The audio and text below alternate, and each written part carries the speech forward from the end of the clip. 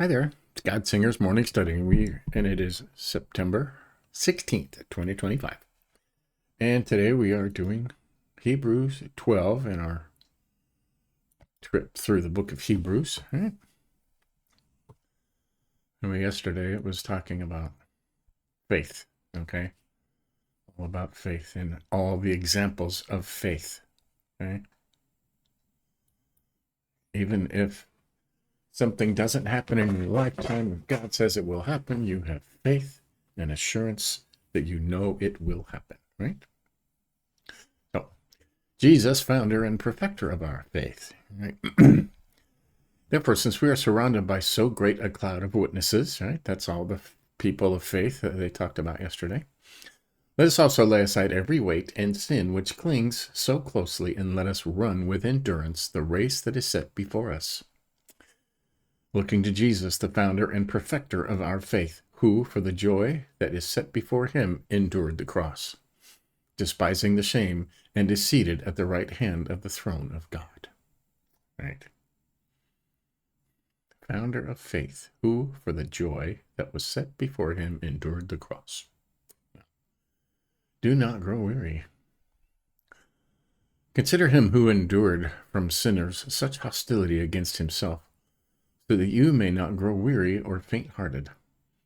In your struggle against sin, you have not yet resisted to the point of shedding your blood, and you have forgotten the exhortation that addresses you as sons. Have you? Right?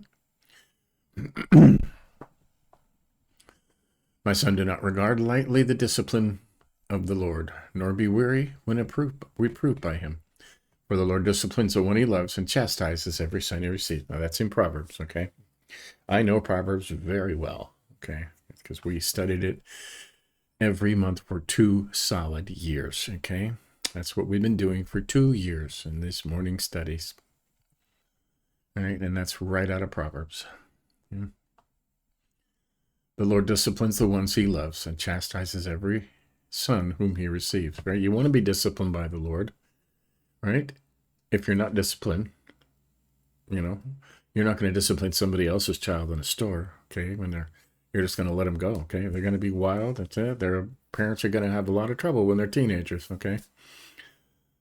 You discipline the ones you love, okay? If the Lord's disciplining you, it means he loves you. That's a good thing. Okay? It is for discipline that you have to endure.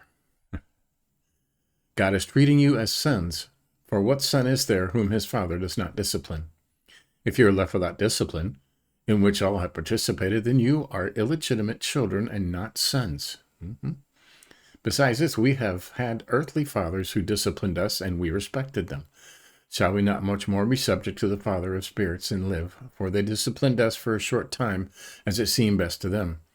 But he disciplines us for our good, that we may share his holiness.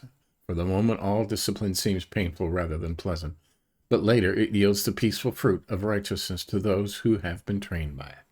Right? Good stuff. 12, therefore lift your drooping hands and strengthen your weak knees. There you go. And make straight paths for your feet, so that what is lame may not be put out of joint, but rather be healed. Strive for peace with everyone, and for the holiness without which no one will see the Lord.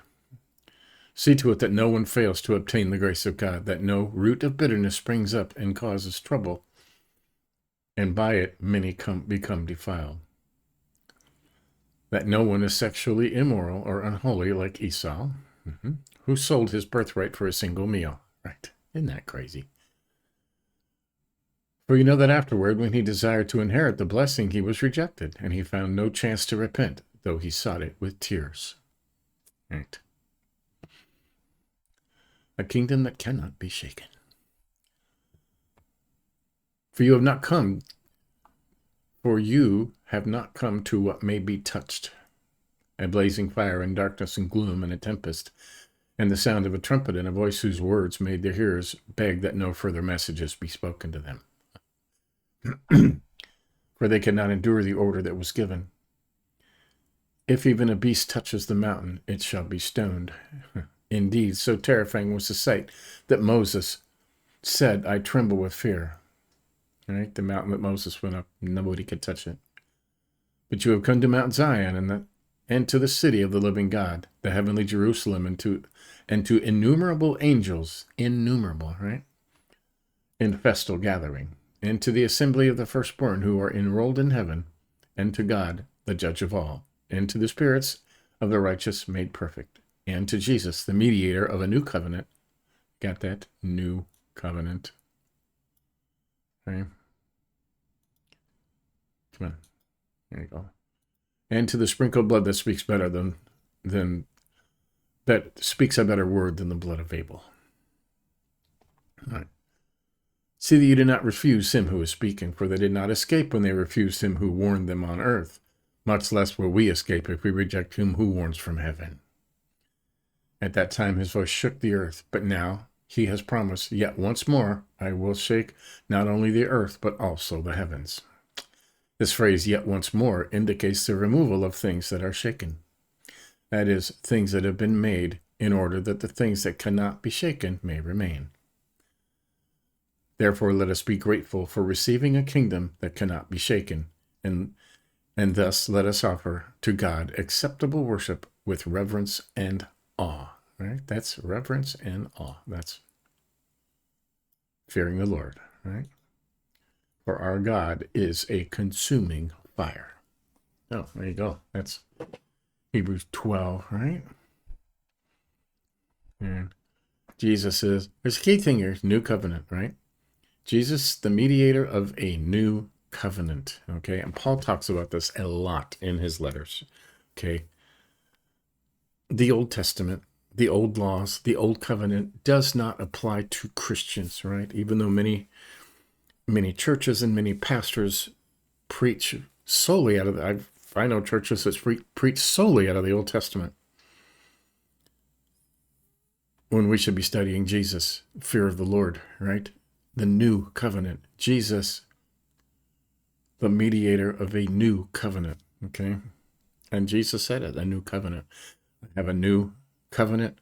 I have a new law, a new commandment, right? Love each other. Love your enemies.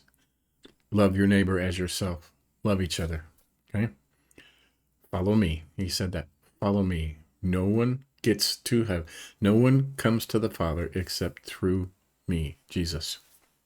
Right? That's the new covenant. That's what we should be focused on, not the old laws, the 10 Commandments.